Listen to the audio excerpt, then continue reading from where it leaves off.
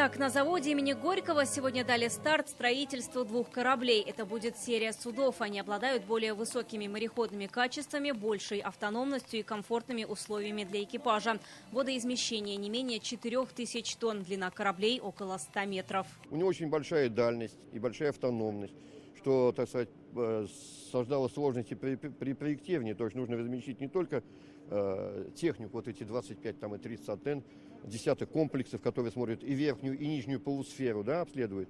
Но это же судно научно-исследовательское, оно знает, что творится под водой, что творится в воздухе, какая обстановка экологическая, какая радиотехническая обстановка. Корабли смогут выполнять задачи в сложных климатических условиях. Как в северных, так и в южных широтах. Они получили имена капитана первого ранга, начальника ледовой дороги через Ладожское озеро, дороги жизни Михаила Нефедова и контр-адмирала военного разведчика Николая Зуйкова. Корабли такого проекта начали строить на предприятии в прошлом году. Первые 2 корпуса заложили в июне 2022-го.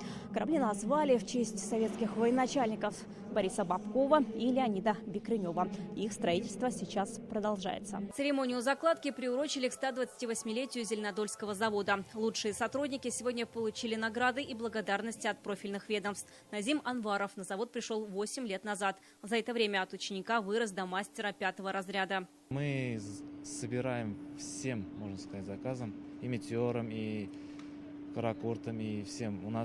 Мы, получается, их комплектуем мелкими деталями.